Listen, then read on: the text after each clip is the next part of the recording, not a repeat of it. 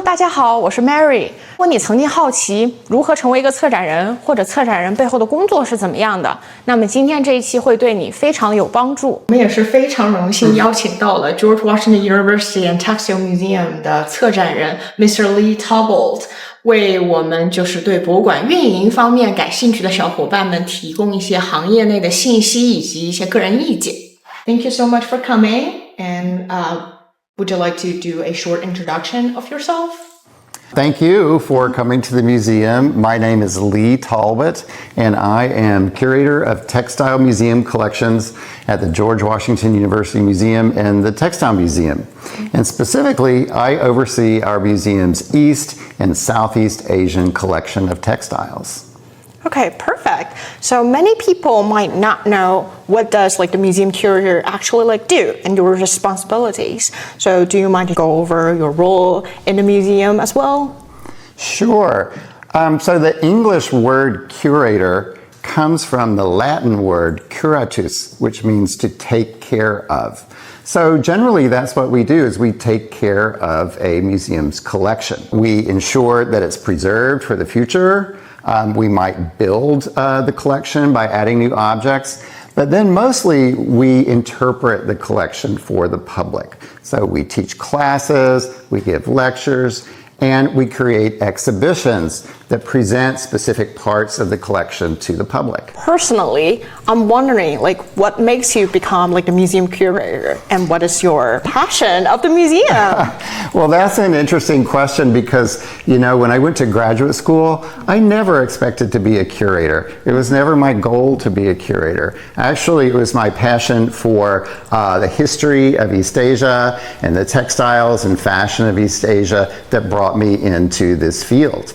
And I started studying it in graduate school, and then when I finished graduate school, finished the PhD program, I was actually offered a job as a curator. And that's the first time that I actually thought, wow, what does a curator do? And then once I started working at that job, I realized that it was really an exciting field. And so that was more than 20 years ago, and I'm still in the field today. Wow. So that is quite a long time to be a curator. Yeah. Actually, it's closer to 25 years. Wow. Now that I think about it. Okay, so as we know, the Textile Museum actually merged with the George Washington University in the year of 2011.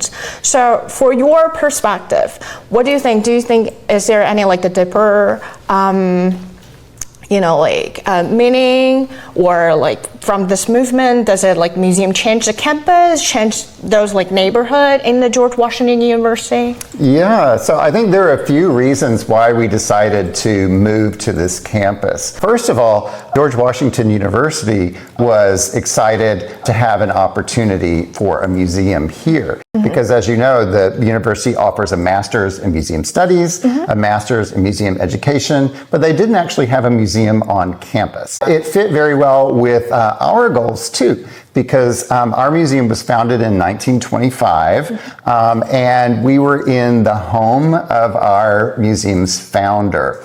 And even during his lifetime, he said that he thought that it was probably not big enough for the museum, and that he hoped that one day the museum might move into a bigger space. So we were actively looking for a new space in Washington that would be bigger, and one that might be custom built for textiles, because it takes a lot of environmental controls in terms of humidity, temperature, and such, to best preserve textiles. Okay, perfect. So, and what does the museum do for absorbing more, visitors outside of this campus, or maybe in the campus? Yes. Well, there are many ways that we try to make the museum accessible. We have, within the campus, we've been trying as much as we can to reach out to different classes and let the students know that this is a resource for their study, for their research. For the general public, we often like to stress that textiles are a window into new cultures. Our museum focuses exclusively on non-Western cultures. So we don't really look at Europe, we don't look at Euro-America. So we use our textiles as a way to introduce various world cultures to local audiences here. And we do that with programs ranging from programs for small children all the way up to retirees. So we try to cover as many demographic groups as possible. So do you have any like advices, like career advices, be more specifically to some like museum study students like me for like in the museum field in the future? Okay, well, I do think that going into the museum field, you need to be aware that it's a very broad field and it's very competitive for getting jobs. So you really need to have some sort of a special focus.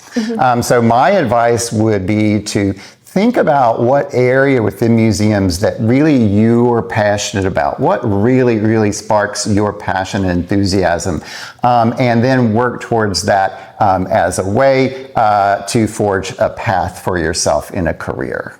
Okay, so as I know, we have a lot of like international students who has like a strong passion in the museum or culture, but they are not like the museum students, study students.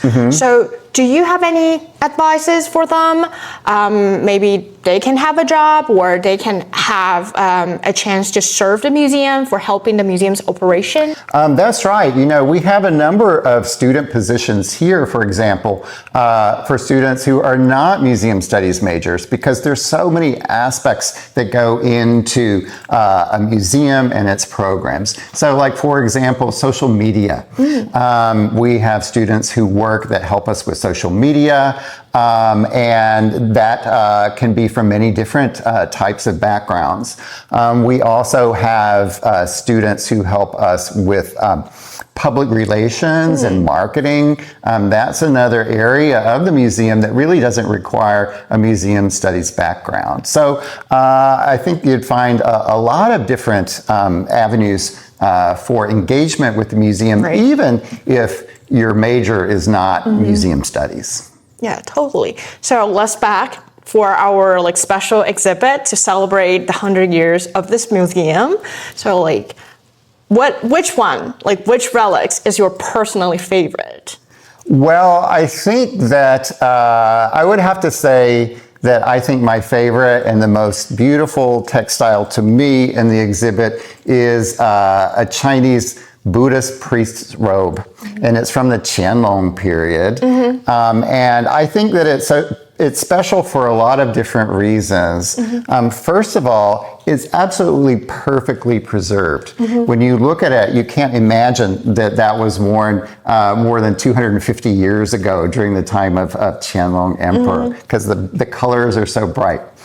And at the same time, the Qianlong period was a real peak of art history in China, and particularly in textiles. And so you see the way that the artists, the weavers, everyone was really the top quality. And that all comes together in making such a gorgeous piece like this priest's mantle that we're very lucky to have in our museum collection. Yeah, so I believe that is also like your favorite piece, which has the Chinese element in it, right? That's right, that's right. And then there's another really very different piece also from China, and that is a vest from Taiwan. And that one is made from handmade beads. Wow. And so to make that one, they took a giant clamshell and then they heated it and cut it into smaller and smaller pieces, and they made almost 100,000 beads out of this one shell. And so the vest really expresses so much time, so much labor. And so, of course, anyone who would wear that vest would be an extremely well-respected person in that society. For that piece of relics is Mr. Lee just mentioned about one of his like favorite from Taiwan of like the minorities styles of like textiles in this special exhibition. Yeah, and it's fascinating because today the knowledge of how to make these is lost. Nobody is able to make them today. Some Atayal people are relearning how to weave, but the skill of making these tiny beads from giant clamshells, sadly, that has been lost over time. Okay, and that is very interesting because I see there are plenty of like metal bills on Yes. it. Do you know what are they working for?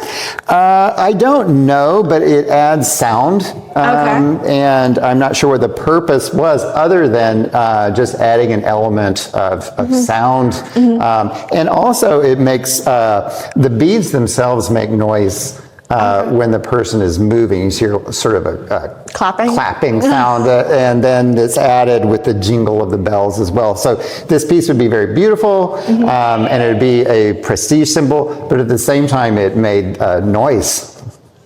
And also, is that like for the female or male? This is for a male. Oh, it's this for a would male. be for a very powerful warrior. Okay. Yeah. So he like wear it during the ceremony, or We think so. Okay. Yeah, because it's to make the sounds, right? Yes, yes. Okay.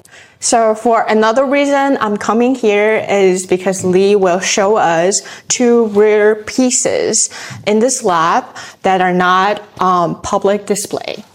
Yes, yes. So we're lucky in this study center that we have a number of really important fragments from China, and some of them are quite old. So for example, the ones we're looking at here are both Western Han. They're both Xi Han. And these have actually been radiocarbon dated scientifically, so we're certain that they're from the Han period. Both of these are made of silk, and they are embroidered. This one is a glove, and it's almost completely intact. And this one is probably from a garment. Both of them depict clouds, and they depict clouds in 5 colors. Certainly, you know, in the Han period, clouds were seen as very auspicious. They were associated with immortality, and they were like the vehicles for the immortals. 5 colored clouds tell of an event that's coming that's very auspicious. And so people like to decorate their clothing with clouds rendered in the 5 colors. And in addition to their age, the workmanship also makes these really special.